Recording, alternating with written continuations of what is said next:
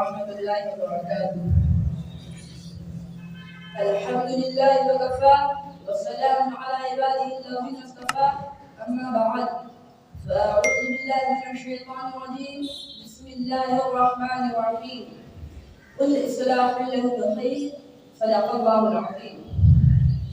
جب سر میں ہوا اطاعت کی سرسبز در امید کا تھا، جب سر میں ہوا اطاعت کی سرسبز در امید کا تھا، جب سر سے چلنے لگی اس پیڑ رکھنا چھوڑ دیا.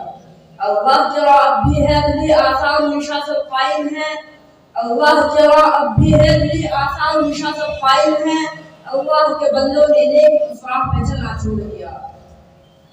صدر محترم، اساتذہ کرام، حاضرین مکرم، آج کی اس پررونق اور پرفوز میں مجھے اصلاح معاشرہ مدارس کے موضوع پر کچھ گفتگو کرنے کا موقع عنایت کیا گیا ہے. آپ سے نہایت ادب و احترام کے ساتھ درخواست ہے کہ میری گزارشات کو سماعت فرما کر میرے حوصلہ افزائی کا سامان فراہم کریں. سامعین کرام، اصلاح معاشرہ انسانوں کی اجتماعی زندگی کو بنانے، سنوارنے اور آراستہ و پیراستہ کرنے کا نام ہے. اصلاح معاشرہ کے سلسلے میں یہ بات خوب یاد رکھنی چاہیے کہ انسانوں کی اجتماعی زندگی اور معاشرے کی اصلاح سوسائٹی کے ہر فرد کی اصلاح پر منحصر ہے، کیونکہ معاشرے کے اجزاء ترکیبی افراد اور اشخاص ہوا کرتے ہیں. معاشرہ کسی ایک فرد کو نہیں کہتے. سوسائٹی کسی کے انفرادی زندگی کا نام نہیں ہے، بلکہ اس طرح پانی کے ہزار قطرات کے مجموعے کا نام دریا ہے، شاخوں کے مجموعے کا نام درخت ہے، پھولوں کے مجموعے کا نام گلدستہ ہے، اشعار کے مجموعے کا نام دیوان ہے، موتیوں کے مجموعے کا نام ہار ہے، مکانات کے مجموعے کا نام آبادی ہے. اسی طرح افراد کے مجموعے کا نام معاشرہ ہے. افراد اصلاح معاشرہ کے لیے ہر فرد کی اصلاح ایسی ضروری ہے اس طرح دریا کے روانی اور بہاؤ کا راز پانی کے ہر قطرے کا اپنی صفت یکساں کے ساتھ متصف ہونے پر ہے.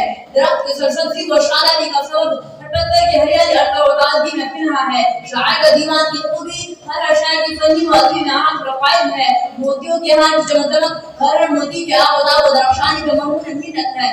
گاؤں بستی کا خوشگوار ماحول ہر گھر کے مناسب محل وقوع اور مناسب ساخت بناوٹ کی وجہ سے ہے.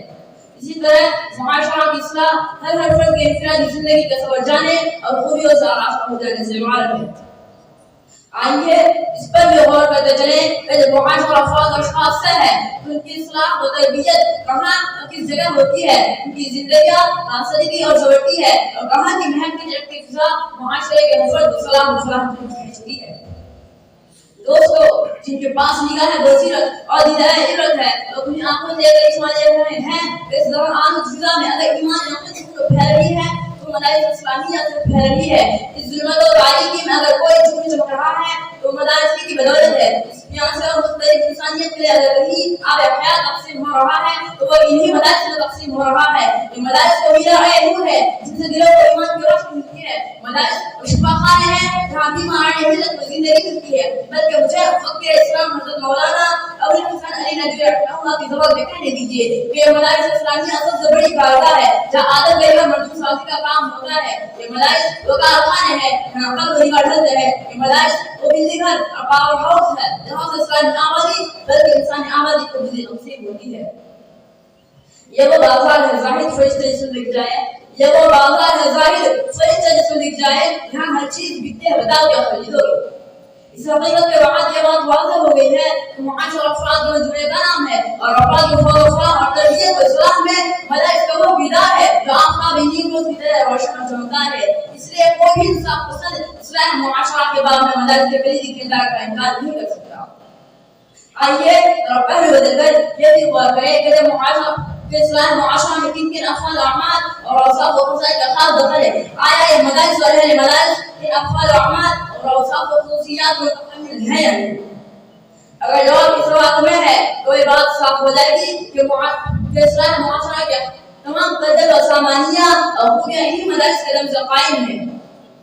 حضرات، اصلاح معاشرہ کے لیے کتاب اللہ کا قانون چاہیے، سنت رسول اللہ صلی اللہ علیہ وسلم کی پیروی چاہیے، صحابہ کرام رضی اللہ تعالی عنہ کا طرز زندگی چاہیے، تابعین کا اخلاق چاہیے، صبر و تحمل اور عفو و بذل کا جذبہ چاہیے، خدا کا استغفار چاہیے، وفا و طہارت چاہیے، حال اور عمل میں استقامت چاہیے، یقین و توکل، قوت و امانت چاہیے، زہد و قناعت کی اطاعت و قربانی چاہیے، نرم خوی ملاقات چاہیے، علم و فکر و مقصد چاہیے۔ آپ ان صفات کو تلاش کریں اور ڈھونڈیں کہ دنیا کے کسی بازار میں ایک گرا قائم ہو سکتا ہے؟ اگر مل سکتا ہے تو صرف اور صرف مدارس اسلامیہ میں۔ اگر اسلام معاشرہ کا جذبہ کہیں زندہ ہے تو وہ مدارس ہی ہے۔ افراد قابل زندگی کی سچی رونق اگر باقی ہے تو مدارس اور اہل مدارس کی دین ہے۔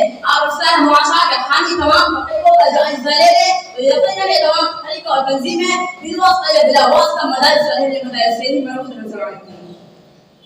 خواہ دعوت تبلیغ ہو یا وعظ و ارشاد، تقریر و کتابت ہو یا تحریر و صحافت ہو، کوئی بھی اصلاحی و طالب پیش ہو اور کوئی بھی تنظیم ہر اصلاحی پروگرام میں مدارس کا خاکہ آپ کو دکھائی دیں گے۔